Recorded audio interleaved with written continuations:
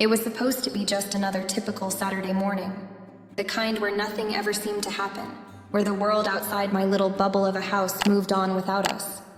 The sun was barely starting to rise, casting soft rays through the window, and I could hear the usual sounds of the house, the creaking floorboards, the quiet hum of the refrigerator, and the distant sound of birds chirping outside. Everything was calm, almost peaceful. I had the house to myself, which felt like a rare luxury now that both of my younger brothers, James and Daniel, were home from college for the summer. I was still getting used to the idea of having them back under the same roof. James, the older of the two, was a bit quieter, always buried in books or his laptop. Daniel, on the other hand, was the one always up to something. He was full of energy, sometimes a bit too much for my taste, but he was also the one I used to spend a lot of time with when we were younger. The days seemed longer back then, and I could remember dragging him along on all sorts of mischief. But now, as we were all getting older, things were different. Daniel was different. The changes had been slow, almost imperceptible at first, but now they were undeniable. I had been enjoying my solitude, taking my time getting ready for the day. It was rare that I got a moment to myself, so I was savoring it. After a long, hot shower, I stood in front of my mirror, towel wrapped around me, staring at my reflection. The steam from the bathroom still lingered in the air, and the light was soft, making everything seem dreamlike. I ran my fingers through my wet hair, thinking about everything I had to do that day. The house needed cleaning, there were groceries to buy, and then there was the usual weekend routine of errands that never seemed to end. I didn't hear the footsteps at first. It was only when I heard the sound of the doorknob turning that I glanced up. In that instant, time seemed to stop. The door swung open, and there stood Daniel, his wide eyes locking with mine. He hadn't expected to see me there, and I hadn't expected him to be the one coming into my room. I could see the instant shock on his face, and everything inside me went still. His body tensed up, and for a split second, neither of us moved. His gaze traveled over me quickly, a flash of surprise in his eyes, and I felt my stomach drop. I could feel the blood rushing to my cheeks, and I quickly grabbed for the nearest towel on the bed, wrapping it around me tightly. "Oh my God!" Daniel exclaimed, clearly flustered, his voice cracking slightly as he took a step back. "I'm so sorry, Sarah. I didn't mean to..." But his words didn't quite matter. The damage had already been done. My heart was racing, and I could feel the tension between us thickening in the air. We stood there for what felt like an eternity, neither of us quite knowing how to react. His back was already turned, and I could hear his footsteps hurriedly retreating down the hall. But before he left, I noticed something. It was subtle, almost unnoticeable, but it was there. The way he hesitated, the way his shoulders seemed to tighten, as though he was battling with some kind of inner conflict. It made my heart race even more.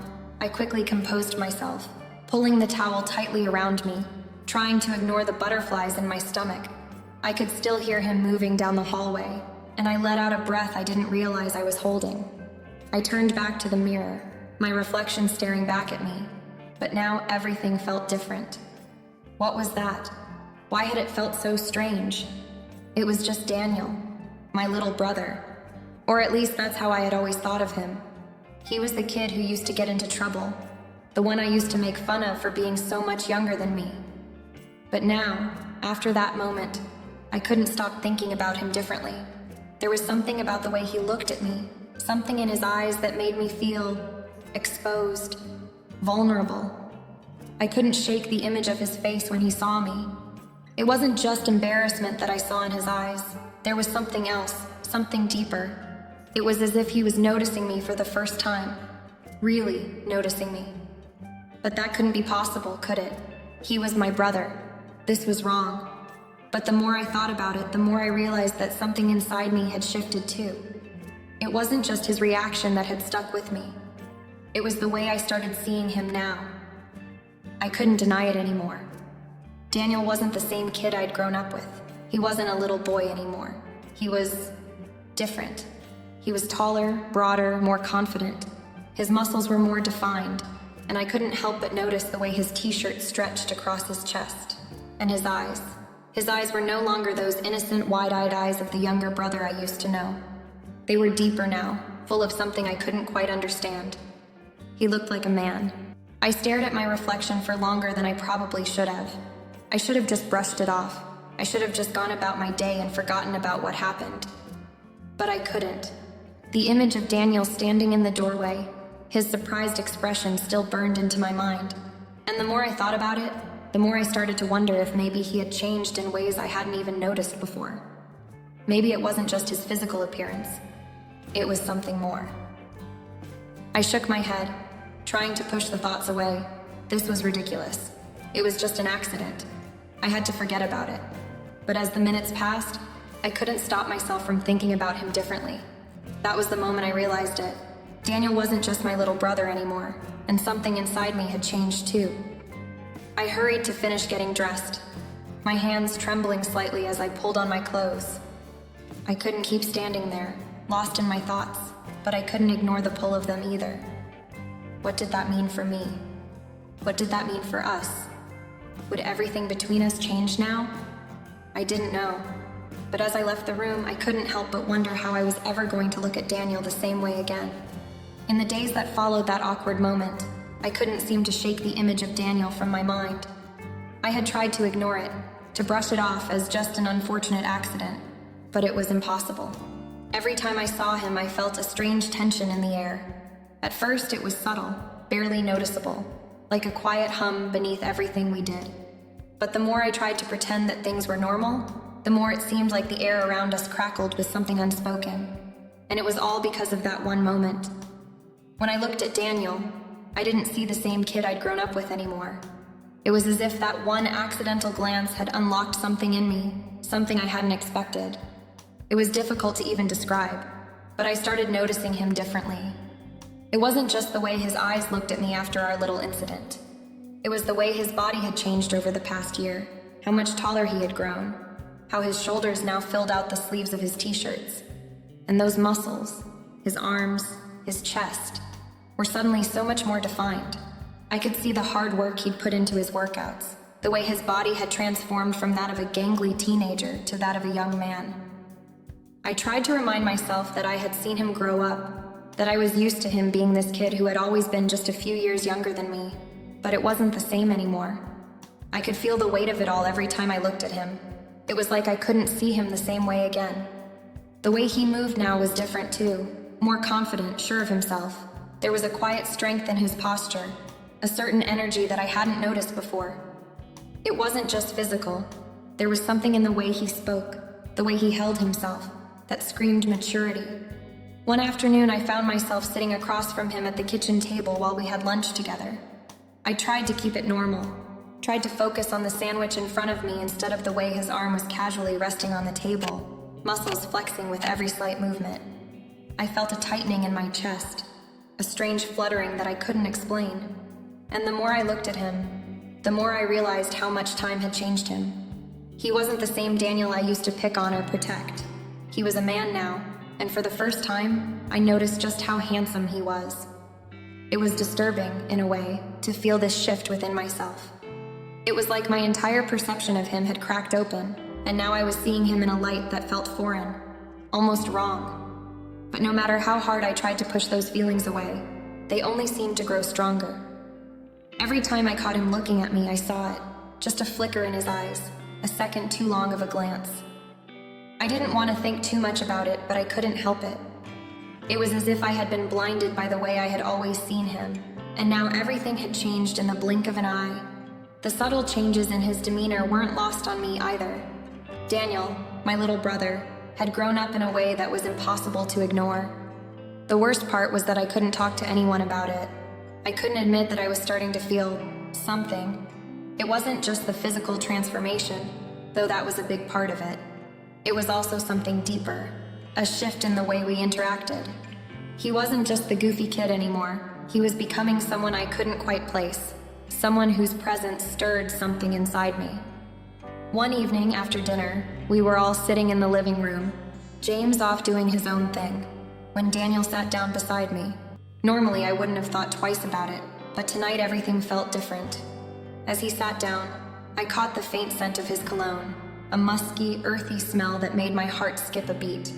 He smiled, that easy, confident smile that had become a trademark of his new persona, and my breath hitched in my chest. I told myself to calm down. This was Daniel, my little brother. This shouldn't be happening. But there it was, the shift. It was undeniable. The way his knee brushed against mine as he shifted on the couch, the way he leaned a little closer when he spoke, as if he was looking for something more than the casual sibling relationship we'd always had. I felt a warmth spread across my face, and my palms suddenly felt clammy. It wasn't just his body that had changed, it was his presence. The way he occupied space in the room now. It was powerful. His energy filled the air, and I couldn't help but feel it. And the more I tried to push these thoughts away, the more they seemed to grow, like an unstoppable wave rising inside me. I knew this wasn't just a passing feeling. Something inside me had shifted, and no matter how hard I tried to pretend everything was normal, I couldn't stop seeing him for what he had become, a man, and one who made my heart race in a way that it never had before. It happened one evening, a few days after things had gotten even more complicated between Daniel and me. The tension between us had reached a boiling point, and despite our best efforts to pretend everything was fine, I could feel the weight of it in the air every time we were in the same room. The awkwardness was impossible to ignore, and I was starting to wonder how much longer we could keep pretending. That night, after a quiet family dinner, the two of us ended up alone in the living room. Everyone else had gone to their rooms, and the house was eerily silent, save for the low hum of the refrigerator and the occasional creak of the old floorboards. We had both been avoiding each other for the past few days, but this time, neither of us could seem to escape the inevitable. Daniel was sitting on the couch, his legs stretched out in front of him, looking distant. I was pacing back and forth, running my hands through my hair, trying to figure out what to say. I couldn't avoid it any longer. Something had to give. He finally broke the silence, his voice low but steady. "Sarah?" He said my name like it was a secret between us, something we both understood but couldn't speak aloud. "I need to talk to you." My heart skipped a beat. I stopped pacing and turned to face him, forcing myself to keep my emotions in check. "What's going on, Daniel?" I asked, trying to sound casual, but I knew that was impossible. There was too much going on between us for anything to feel casual. He didn't immediately answer. Instead, he looked at me for a moment, his gaze lingering longer than it should have. I could see the struggle in his eyes, like he was trying to decide whether he should go through with this. I wanted to tell him that we didn't have to talk about it, that we could pretend everything was normal again, but I knew deep down that we couldn't. Finally, after what felt like an eternity, he spoke. "I don't know how to say this," he started, his voice shaky but determined. "But I've been feeling something, for a while now." He glanced down, clearly uncomfortable, before meeting my eyes again. "Something about you, about us." My breath caught in my throat, and for a moment I couldn't speak. I wanted to deny it, to tell him he was wrong, that it was all just some crazy mix of emotions or confusion, but I couldn't. Deep down, I knew what he was talking about.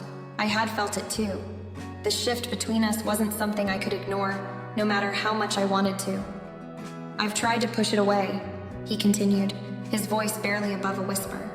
"But I can't stop thinking about it, about you." He looked away for a moment, running a hand through his hair in frustration. "I know it's wrong. I know we shouldn't be feeling this way. But I can't help it, Sarah. I don't know what to do with these feelings." I stood there, frozen, unsure of what to say. My heart was pounding in my chest, and I could feel the heat rising in my face. I wanted to tell him that I couldn't feel the same way, that this wasn't how it was supposed to be. But the truth was, I couldn't lie to him, because deep down, I had been feeling the exact same thing.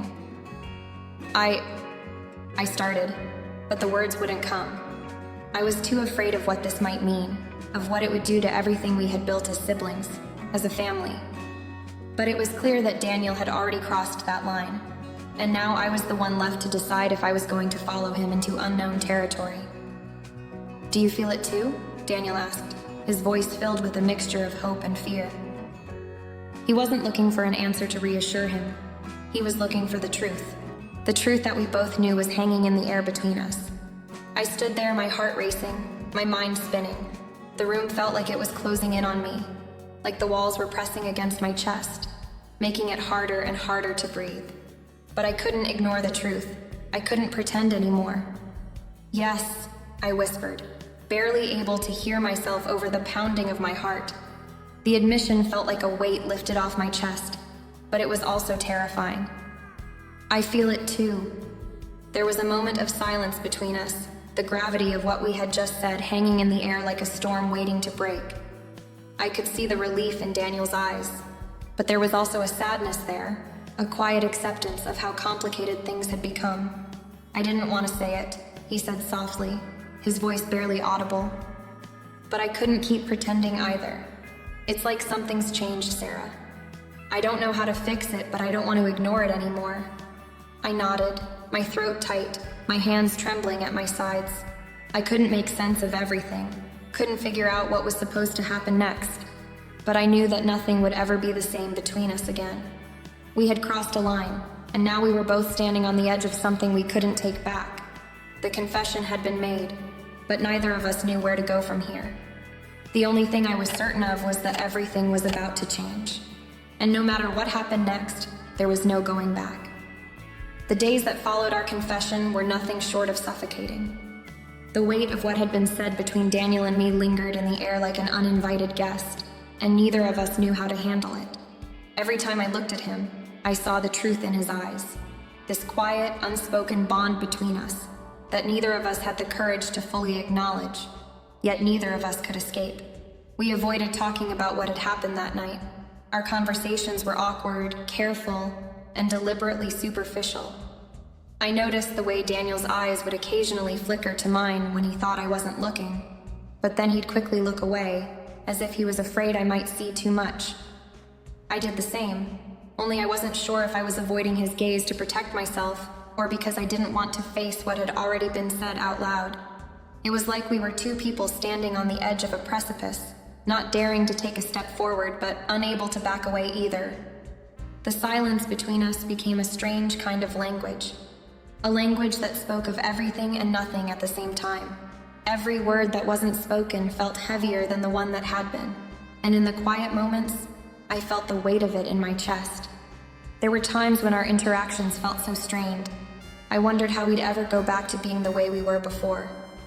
The sibling bond we had shared for years felt like it had been shattered, but at the same time, something deeper, something more dangerous, was growing in its place.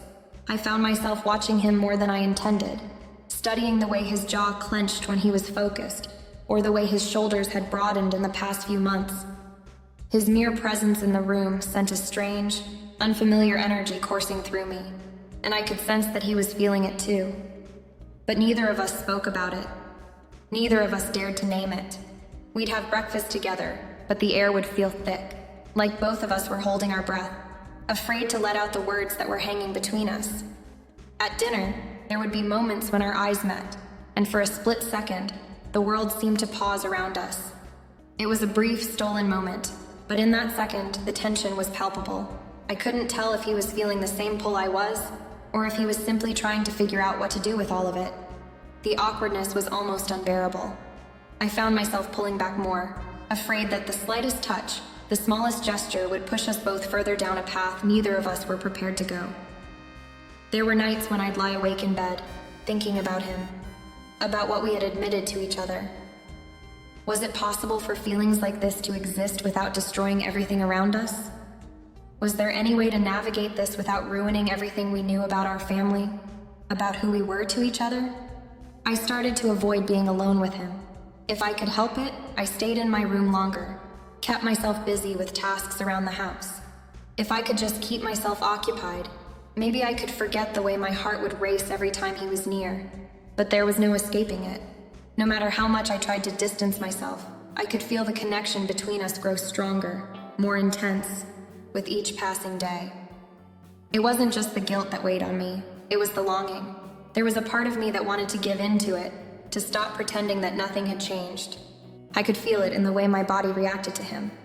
How every time he entered a room, my pulse would quicken, and I'd have to fight to maintain my composure. I hated it.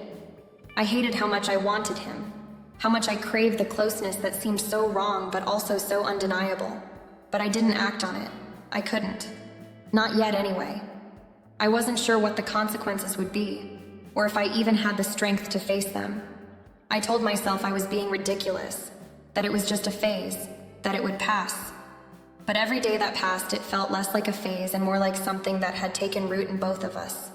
Something we couldn't undo, no matter how much we tried to ignore it. And that was the worst part. The constant, simmering awareness that we were both walking around with this secret that we couldn't share with anyone. And the unspoken truth that we both secretly wanted more. The silence between us was deafening, but neither of us could break it. It was as if by not speaking about it, we were somehow protecting each other. Protecting ourselves from the devastating consequences of what we both knew, but couldn't say aloud. I had no idea how long we could keep this up. The tension that had been building between Daniel and me reached a breaking point one summer evening. The heat of the day had melted into a cool night, and we decided to take a walk around the property, away from the house, away from the overwhelming silence that had taken over our lives. It was just the two of us, alone in the stillness, the crickets and distant hum of the world surrounding us as we wandered aimlessly. We didn't speak much during the walk. There wasn't really anything to say. The quiet had become comfortable in its own way, a kind of understanding that we didn't need words to communicate how much things had changed. I couldn't stop noticing how close he walked beside me, how every little movement seemed so deliberate, as if he was trying to make sure we didn't drift apart physically, even if we were already distant emotionally. By the time we returned to the porch, the sky had darkened completely, and the only light came from the moon above, casting silver shadows on the ground. We sat down together on the porch swing, a comfortable distance between us, but the air between us was anything but comfortable. I could feel the weight of his gaze on me, the quiet intensity of it. Daniel had always been my little brother, the kid who used to follow me around and annoy me with his incessant questions and antics. But tonight, sitting next to me on the porch swing, everything had changed. He wasn't that boy anymore. He was a man with a maturity and presence that made my pulse race in ways I couldn't explain. I wasn't just aware of him, I was acutely aware of us. His hand brushed mine, a soft, almost accidental touch, but it sent a jolt through me. I froze for a second, unsure whether to pull away or let it linger, but he didn't move his hand. Instead, his fingers gently intertwined with mine, and for a moment, the world seemed to disappear around us. I could feel his heartbeat in his palm, a rhythm I had never noticed before. His hand was warm, and my own seemed to fit perfectly in his, as if we were always meant to be like this. There was a moment of silence, but this time, it wasn't the uncomfortable kind. It was a quiet pause, where both of us seemed to be gathering the courage to act on whatever was pulsing between us. I could hear my breath catch in my throat, the nervous anticipation building. I glanced up at him and found his eyes already on me. There was something in them, something deep, like he was seeing me in a way he never had before. The connection was undeniable. And then, without thinking, I leaned in. It wasn't a conscious decision, not something I had planned on doing. But in that moment, it felt inevitable. His lips met mine, and it was like everything inside me exploded. The kiss was soft at first, tentative, as if we were both testing the waters, trying to understand what it meant.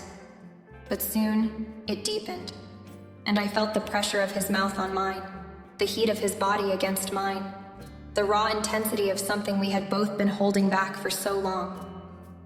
For a second, I lost myself in it, in the taste of him, in the way his lips moved with mine. Everything else, the guilt, the fear, the confusion, disappeared. It was just the two of us, and in that fleeting moment, it felt right. It felt like it was meant to be. But then, just as quickly, I pulled away. My mind was racing and my heart was pounding in my chest. What the hell had I just done? What were we doing? The reality of the situation crashed down on me, and I could feel my face flush with shame. I could see it in Daniel's eyes too, the shock, the realization that we had crossed a line that couldn't be uncrossed. I quickly stood up, my hands trembling as I tried to collect myself. I shouldn't have, I stammered, but the words felt hollow. How could I explain this to him? How could I explain this to myself? Daniel stood up too, his face flushed, his breath shallow, but he didn't say anything. He didn't need to. I could see the same turmoil in his eyes, the same confusion, the same hunger that we had both tried so desperately to ignore. We didn't speak for a long time. Neither of us knew what to say next. The night stretched on in silence, but everything had changed. I wasn't sure if we would ever go back to being the way we were before, or if this was the beginning of something neither of us were prepared for. But one thing was clear. Whatever had just happened, it was far from over. The days after the kiss were a blur, a strange mix of tension and avoidance that neither of us could escape. Every time I saw Daniel, I could feel the weight of what had happened between us hanging in the air. We'd exchanged glances, brief and fleeting, but we never spoke about it. It was as though a silent pact had been made. Pretend it didn't happen, and maybe it would go away. But I could feel it, deep in my chest, like a knot I couldn't untangle. We both did our best to avoid being alone together. I stayed in my room more, not wanting to be caught in another moment where we might be forced to confront the reality of what we had done. Daniel, too, kept his distance, spending more time in his room or out with friends, though I knew the truth. He was just as trapped as I was, trying to figure out how to navigate the mess we had created. The guilt gnawed at me. What had I done? What were we doing?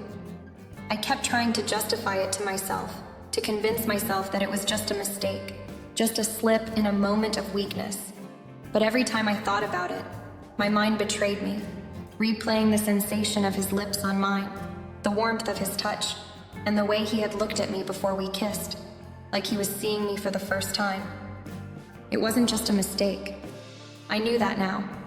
But it wasn't just the guilt. It was the confusion, the longing that had taken root deep within me. There was a part of me that didn't want to move on, that didn't want to just forget what had happened. I couldn't stop thinking about him. I found myself wondering if he was thinking about me too, wondering if he was as consumed by the feeling of that kiss as I was. But we never talked about it. Not once.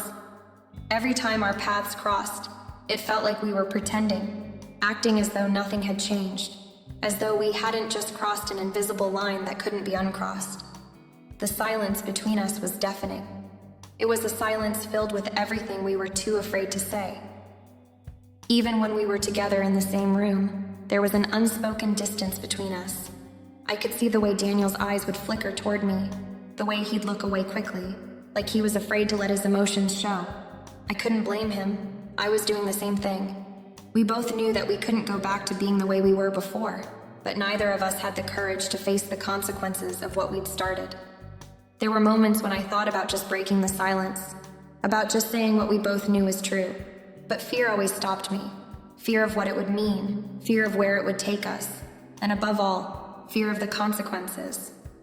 What if it ruined everything? What if it changed us forever? And so we continued to pretend. We ate dinner together, spoke to each other in passing, but the connection we once had, the easy camaraderie of siblings, was gone. In its place was something heavy, something forbidden, something that neither of us knew how to handle. The weight of our unspoken bond hung between us, and it was suffocating. I could tell that Daniel was struggling too. He'd been quieter lately, withdrawn in a way that I hadn't seen before. He wasn't the same person he had been just a few weeks ago. I could see the tension in his shoulders, the way his jaw clenched when he thought no one was looking. He wasn't just dealing with his feelings for me. He was dealing with the same internal battle I was.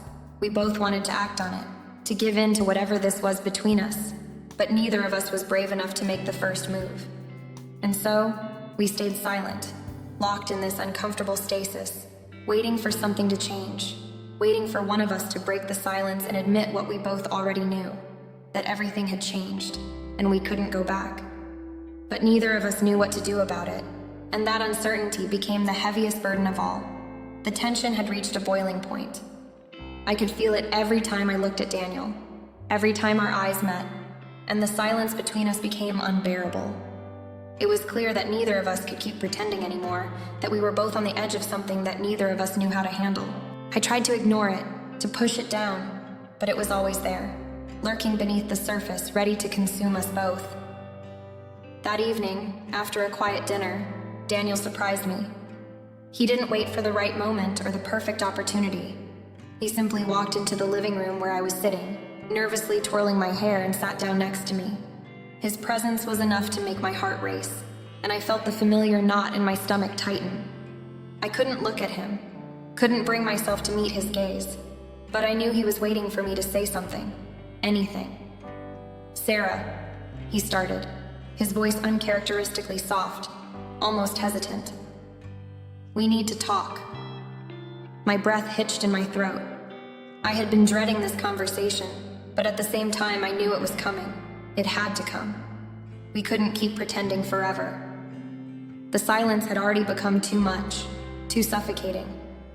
I swallowed hard, forcing myself to meet his eyes, trying to steady myself. "What's there to talk about, Daniel?" I said, my voice coming out shakier than I intended. "We're fine. We've been fine." He shook his head, a small, sad smile tugging at his lips. "No, Sarah, we're not fine. We both know it. I can't keep pretending, not after everything." I felt my heart drop into my stomach. He wasn't talking about something trivial. He was talking about us, about the kiss, about everything that had happened between us since that moment. And the fear was back, that overwhelming, suffocating fear. I opened my mouth to say something, but no words came. What could I say? I couldn't lie. Not to him, not to myself. Daniel didn't wait for me to speak.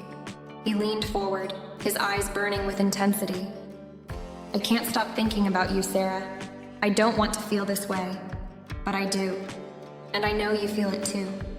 I've seen it in your eyes. I've felt it in the way you look at me now. I can't ignore it anymore." My heart raced, and I felt an overwhelming wave of emotion crash over me. This was the moment. He had said it. He had finally said it, and there was no taking it back now. His confession hung in the air, heavy and undeniable. It was all I could do to sit there and breathe, trying to wrap my mind around the reality of it. I don't know what to say, Daniel," I managed to whisper, my voice trembling with uncertainty. "I don't know what we're doing. This can't be happening. We can't—" "Don't say it," he interrupted, his voice urgent, desperate. "I know it's wrong. I know it's messed up, but I can't help it. And I know you feel it too. I've seen the way you look at me, the way you act around me now. It's not just me. You're feeling it too, aren't you?" I couldn't lie. I couldn't pretend anymore. "Yes," I said, my voice barely a whisper. "I feel it too, but this isn't us. We can't do this, Daniel. This is wrong." He leaned back, staring at me as if he were trying to read my soul. There was a deep sadness in his eyes, mixed with longing. "I don't know what to do anymore, Sarah. I can't keep pretending like I don't feel this. I can't keep pretending that I'm not in love with you." I froze, the words hitting me like a physical blow. In love with me? The words seemed impossible, unthinkable, and yet, there they were.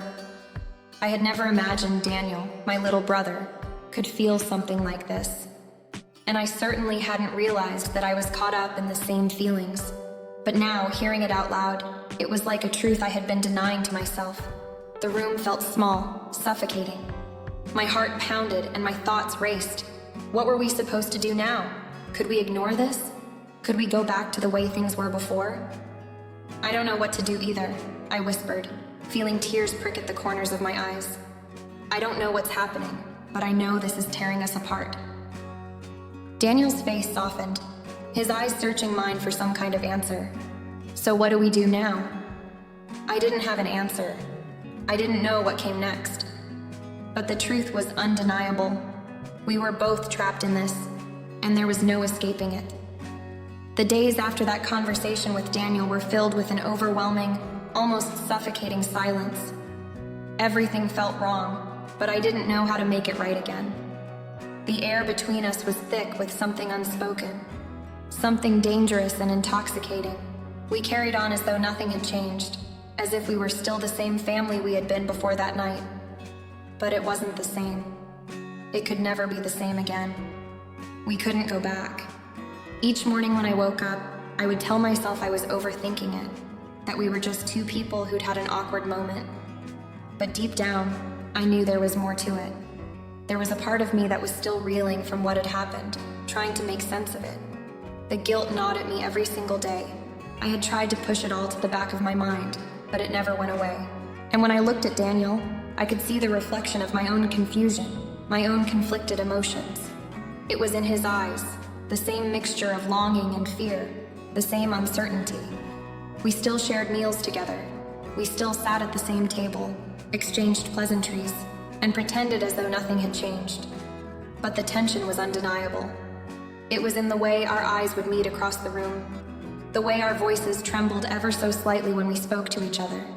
It was like a weight in the air, a heavy, invisible presence that neither of us knew how to deal with. It was like we were playing a dangerous game of pretending that everything was normal when we both knew it wasn't.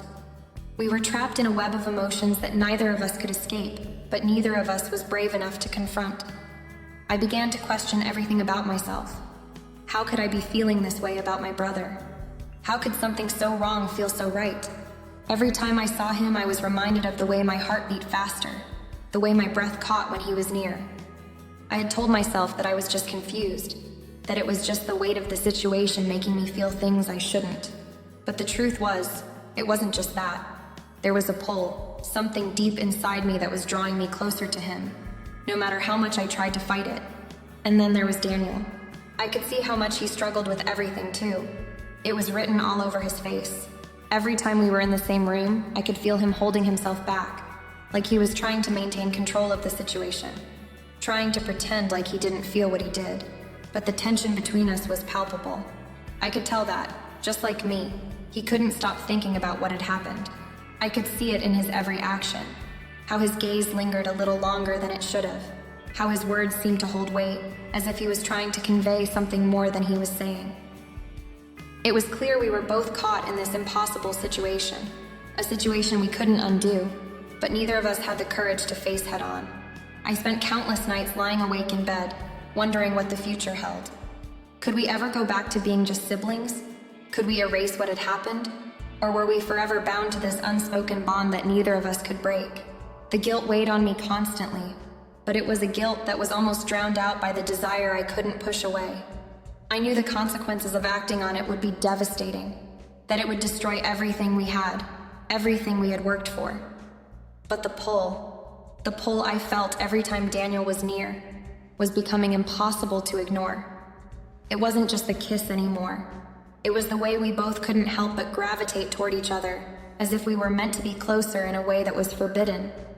I didn't know if I was reading too much into it, if I was just desperate for something that wasn't really there, but it felt real. It felt like something I couldn't shake, something I couldn't escape. The summer was drawing to a close, and with it, the time we had left to figure out what to do. I could feel the days slipping by faster than I wanted. The thought of returning to normal, of pretending to be the family we once were, seemed impossible. How could we act like nothing had changed? How could we pretend we hadn't shared something so deeply personal, so deeply dangerous? But the future was equally unclear.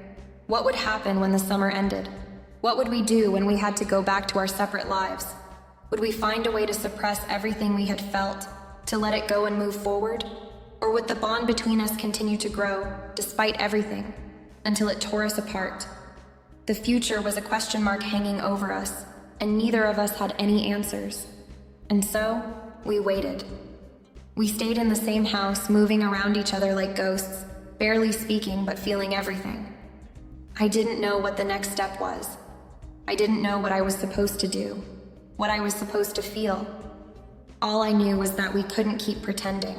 And deep down, I wasn't sure I wanted to, because part of me, a part I couldn't deny, wanted to see where this would go, wanted to know if it could be something more than a fleeting moment of weakness. But at the same time, I was terrified of what would happen if we did give in, if we did let our emotions dictate our actions. Would we ever be able to look at each other the same way again? Could we survive what might come next? So we waited, and in that waiting I could feel the tension between us growing. It was inevitable, I realized. We were standing on the edge of something that neither of us could control. And as much as we both tried to suppress it, the connection between us, the pull, was still there, still waiting to change everything.